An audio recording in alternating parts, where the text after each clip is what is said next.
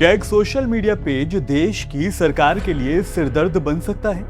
एक ऐसा डिजिटल साम्राज्य है जिसके फॉलोअर्स की तादाद मिलियन पार कर चुकी है। उसे नेशनल सिक्योरिटी का हवाला देकर रातों रात बैन कर दिया जाता है। लेकिन कहानी यहीं पर खत्म नहीं होती है। अब यहां पूरा मामला देश की अदालत के दरवाजे पर पहुंच चुका है। जी हां दोस्तों, कॉकरोच जनता पार्टी यानी CJP का एक्स हैंडल ब्लॉक होने के बाद इसके फाउंडर सीधे हाई कोर्ट पहुंच चुके हैं। आखिर क्यों सरकार को इस डिजिटल कैंपेन को रोकना पड़ा और क्या कोर्ट से सरकार को बड़ा झटका लगने वाला है? जानने के लिए इस वीडियो को आखिर तक जरूर देखिएगा। तमाम बातें तफसील से आपको बताने वाला हूं। दोस्तों, मामले को समझने के लिए थोड़ा फ्लैशबैक में हम चलते हैं। हाल ही में सोशल मीडिया पर एक नाम बहुत तेजी के साथ वायरल होना शुरू हो गया, कॉकरोच जनता पार्टी। पहली नजर में ये कोई मजाकिया मीम या फिर सोशल मीडिया ट्रेंड लग सकता है, लेकिन देखते ही देखते ये देश के बेरोजगार युवाओं, पेपर लीक से परेशान छात्रों और महंगाई से जूझ रही आम जनता की आवाज का एक बड़ा जरिया बन गया। मामला तब और ज्यादा संजीदा हो गया जब इंटेलिजेंस ब्यूरो यानी IB के इनपुट्स के बाद IT मंत्रालय ने IT एक्ट 2000 के सेक्शन 69A का इस्तेमाल करते हुए इस एक्स अकाउंट को पूरी तरह से बैन कर दिया। सरकार का ये तर्क था कि इस अकाउंट से शेयर की जा रही कुछ चीजें राष्ट्रीय सुरक्षा और कानून व्यवस्था के लिए खतरा बन सकती हैं। लेकिन इसके फाउंडर अभिजीत दीपके ने इस बैन को सीधे दिल्ली हाईकोर्ट में चैलेंज कर दिया है। वकील नकुल गांधी के जरिए दाखिल की गई इस याचिका पर इसी हफ्ते सुनवाई होनी है। अब सवाल ये उठता है कि आखिर सरकार ने इतनी बड़ी कार्रवाई क्यों की है?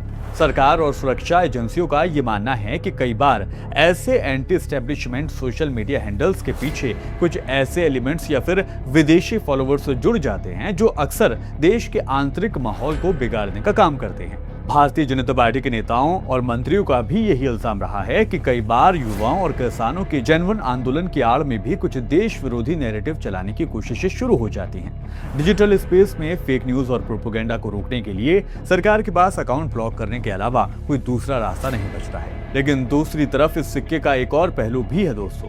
कॉकरोच जनता पार्टी के समर्थकों का कहना है कि यह नाम एक गहरे राजनीतिक प्रतीक पर आधारित है।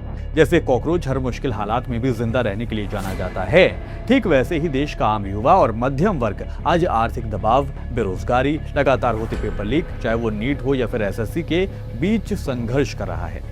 अभिजीत दीपके ने बाकायदा डेटा साझा करते हुए ये दावा किया है कि उनके 94% से ज्यादा फॉलोअर्स इंडियंस हैं। तो फिर इसे विदेशी या फिर नेशनल सिक्योरिटी का खतरा कैसे बताया जा सकता है? आलोचकों का और डिजिटल पत्रकारों का ये भी कहना है कि जब देश में बेरोजगारी और महंगाई जैसे मुद्दों पर मेन स्ट्रीम मीडिया सवाल नहीं पूछता है, तब युवा सोशल मीडिया का सहारा लेते हैं। ऐसे में अकाउंट्स को ब्लॉक कर देना लोकतांत्रिक देश में सवाल उठाने की आजादी को दबाने जैसा ही है।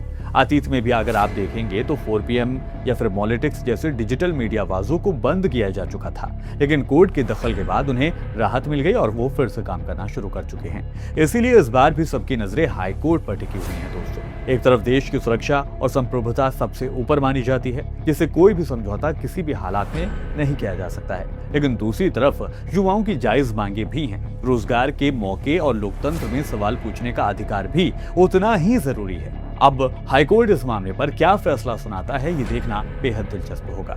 लेकिन दोस्तों, आज की इस वीडियो का असली सवाल आपके लिए है, क्या आपको लगता है कि सोशल मीडिया पर इस तरह के कैंपेन को ब्लॉक करना राष्ट्रीय सुरक्षा के लिए जरूरी कदम है, या फिर ये युवाओं की आवाज को दबाने की कोशिश है? क्योंकि मोदी सरकार पर कई मर्तबा इस तरह के इल्जाम लग चुके हैं कि वो अपने ऊपर उठने वाले सवालों को किसी भी तरीके से दबाने के लिए कोई भी रास्ता अख्तियार कर लेती है। अब आप बताएं, क्या ये सही फैसला है इनको बैन करना, इनके अकाउंट को बैन करना, या फिर गलत फैसला है? आप अपनी राय हमें कमेंट बॉक्स में जरूर दे सकते हैं। फिलहाल मेरे साथ इस वीडियो में अभी के लिए इतना ही। वीडियो पसंद आया है तो वीडियो को लाइक कीजिएगा, शेयर कीजिएगा और हमारे चैनल को हमें सपोर्ट करने के लिए सब्सक्राइब जरूर कीजिएगा।